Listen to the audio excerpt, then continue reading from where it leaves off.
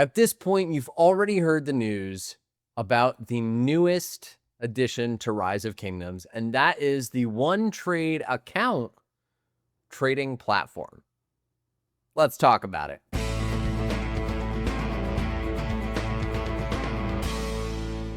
What is up, ladies and gentlemen? Welcome back to another Rise of Kingdoms gameplay episode from your very own Shappy Gaming. And today, we got to talk about it. Now, if you guys are new to the channel, my name's Shappy. I'm a sponsored Rise of Kingdoms content creator, and I did already make a post talking about this. And for some people, this is spectacular, and, you know, that's who Lilith wanted me to reach when I made the post. And for some people, this is not great. And so I think we should talk about this. We should talk about what this platform means, what it means for most players, and how it's going to actually impact Rise of Kingdoms, because I do think we got to talk about it. There's no way that we can go through and make a whole video on this topic without actually talking about how this is going to impact the game. So what is this? Where did it come from? What does it mean for you? So let's talk about it. The One Trade trading platform that Lilith has just released is actually a partnership between them and a company that will enable you to actually go ahead and trade your account.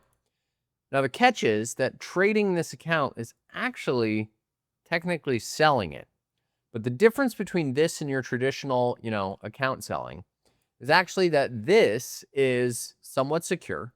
So it's through a platform called One Trade, and you have to go in and actually validate that you say that you are who you say you are when you're going through and selling your account. Now, the other interesting thing about this is there's all sorts of different red tape and things like that I want to read through to you so you understand what this is before you actually go in and trade your account. So here's actually what was sent to me talking about what this is, how it works, all that. So One Trade is the only official character trading platform. The character data available for trading is sourced directly from the game, ensuring authenticity and reliability. What you see is what you get. Now, this already tells us why they've kind of done this, which is there are a lot of people who are buying and selling accounts already, and let's be honest, but they're not doing it in a secure manner. And what that tends to mean is you end up with situations where people go to sell their account and they get ripped off. And Lilith doesn't want that to happen. Lilith cares about you, maybe, but they don't want that to happen. Now, of course, they do charge a middleman fee, which we'll see in one of these pictures later on, but they do care. They are trying to provide a more secure system. Also, only characters under the seller's account are traded. The system securely transfers the character directly to the buyer's account, eliminating risk of retrieval. The entire trading process is monitored by the system with transparent pricing and efficient procedures. Now, one of the cool things about this is if you did buy an account in the past, which I've never done, but you buy the whole account, that means you get the main character and all the farm accounts, and that's what you get. And you have to actually switch from your main account to this new account that you buy, and it's linked to an email. It's a whole weird, broken, complex process. This actually just takes the account, drops it in yours. Easy. Now, how does it work? Right? They sent a very long image talking about how it works. So step one, you log in. Right? When you log in, you have to do an age verification. And this is only available in the US right now. I'm assuming it's going to end up everywhere else as well. So you have to do your age verification. You have to be over 18. Easy. Okay. Then you select a character. Which character do you want to actually sell? So in a similar way as you see on Pluto Mall today, you'll just be able to see exactly where your character is and if it's in KVK or not. This is really important because you've seen people like Oppo who have had issues in the past where people have sold accounts within the kingdom and ultimately ended up with terrible situations in the middle of KVK because someone goes rogue. I've also seen this happen in my own kingdom before, not in KVK, but there were instances in which someone bought an account. They're like, ooh, this has really bad stats. I'm just going to go completely rogue for like a month and a half and build up the stats on this account, and then I'll migrate out. So there's risks. But it shows everything you'd want to see. It shows the current 5 marches they're running. It shows commanders that are maxed. It shows the power, city hall level, all that. Then you can set your price. So what you see here is you can actually set whether you want a sale method of just straight sale or play while you sell, and it talks about that later on. But the sales price is set by you. So I can go ahead and actually say, hey, I want to sell my account for $1,000, and that's that.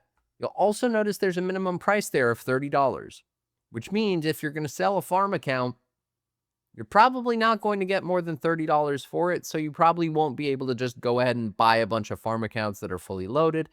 I don't know, maybe you're a whale, maybe you have a willingness to do this. I personally don't, but that's just something to consider. Now, what is interesting here, and this probably goes against terms of service, which we will be pulling up, is in theory, I could sell a farm account that's loaded with billions and billions of resources for $30, add it to my account, migrate it to me, and then essentially be selling resources. Maybe. I don't know. I never said that. Definitely didn't say that. But what you also see there is a platform fee. This platform fee is the cut that Lilith is taking and one trade. So it's a 15% platform fee, and there's also an additional 20% one if it's not on discount. So be prepared to pay 20% upcharge on what you're planning on listing your account for the middleman fee. This is really high. Even if you're like just doing normal middleman services, it's 10% max, like typically. So maybe you're paying extra for this age verification and security and stuff, but this still feels really high to me. I don't know. It's just what they've chosen, but that feels high. But alas, that's that. Then there's also a bank fee. So if you are going ahead and you're going to be, incurring these fees, just keep that in mind. And then there's a price breakdown as to how it all works. There's a platform fee, sales price, bank fee, estimated net earnings. It's kind of like what you see on eBay. Then you have to do your email verification. So you have to go ahead, verify who you are, verify that you are who you say you are, a superstar. So have no fear. Let me know in the comment section. Did you guys get that reference? Maybe I'm dating myself. Then you have to do a security verification. So you have to go through that process to make sure that you're not a bot. And then you have to enter in all of your basic information as if you were selling something on eBay or Amazon or anything like that. And then you have to go through a full-on verification where they try to make sure that you are, in fact, who you say you are. And that includes the real secure part of this: identity card, driver's license, passport, or visa. And it goes through a provider called Jumio, which I think is one of those AI companies. And you submit that stuff, and that is how they validate that you are, in fact, who you say you are. I've seen other solutions for this in the past. Jumio is a new one to me. I work in this space, but it's fine. Then you also have to do a face verification. Essentially, they compare your face to the face on the passport or any other ID type you provided. And finally, they go through that, they verify who you are, and then they let you list your account, which is insane. So now you can go ahead, you can list your account, you can select your payment method, whether you want to get paid via ACH or what you want to do. And it typically will take 2 days for payment. Now, there are some things you're going to want to keep in mind if you're listing your account. And that is that this process takes a long time. So when you go and you list your account, the character enters a 3-day review period. You can still log in, but you need to ensure that you continue to meet listing requirements, right? Don't mess with your power too bad, things like that. You can cancel your listing or adjust the price freely. So during this 3-day period, if you say, hey, actually, I love Rise of Kingdoms, I'm going to keep playing, you're fine.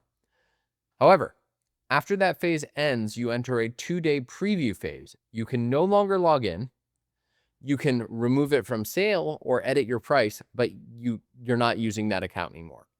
And after being delisted, if you did take this listing down, you cannot use the account again because there's a 7-day cooldown. So you're essentially penalized when this happens, where it's like, nope, you can't use your account anymore. You're in this cooldown phase, and you probably still count for matchmaking. Now, editing doesn't require anything. So you could go in, you could change your prices you want, and the account's still fine. During this period, you can view the character details, but you cannot make a purchase. Then you enter the sales phase. After the preview phase ends, the character enters a 30-day sales phase. The seller can no longer log in with the character, but may use the delist function to remove it from sale. If you do that, then you end up with that 7-day cooldown, or use the edit function to adjust the price. Again, you have that 7-day cooldown. And during this period, buyers can view and purchase the character. So if I'm shopping and I see Gaines Gaming's account, I'm going to buy that for $69. And that's that. Final characters will be shown on the payment page for confirmation. Then you enter the settlement phase. Once a character is sold, the 15-day business settlement phase begins. So that means even after I buy an account, it's 15 days until I can even use it. Which means if you're going to buy an account in an enemy's KBK, you probably need to do it like right when you get the matchmaking, because otherwise you're not going to be able to troll like Oppo and them have dealt with, which candidly I think is probably a good thing. You can play while you sell. So once submitted for listing with this approach, the character enters a 3-day review period. The seller can still log in with the character, but needs to ensure that the character meets listing requirements by the end of the review period. So you can go in, you can kill some troops, whatever, but you have to train back up to where you were before. You can cancel listing or you can adjust the price freely. But then again, you enter the preview phase again. This preview phase is 2 days now. You can still log in. They can use the delist function if you want, or the edit function to adjust the price, whatever you want to do. However, you still have a 7-day cooldown, and the process is largely the same. So that's how this works. Let's talk about it. If you're looking to sell an account, this is a good way to do it. If you're looking to buy an account, this is also a pretty good way to do it, especially if you're like, I want to start in Rise of Kingdoms, I want to skip the beginning, and I want to end up with commanders that are in a pretty good place. Accounts, generally speaking, are cheaper to buy than they are to build. For reference, I've spent probably a few $1,000s on my account over the course of the 6 years that I've been playing. It's probably only worth maybe $1,000. So if you're just looking to get into Rise of Kingdoms, this is a great way to do it. I'm just being honest. I know there are people in the chat who are going to be like, no, don't encourage this. I'm here to look out for the community. Now, is this a good thing for Rise of Kingdoms? Let's talk about it. One of the things that we have to talk about here is Lilith's own terms of service. Because Lilith's own terms of service talk about selling accounts. So here we are.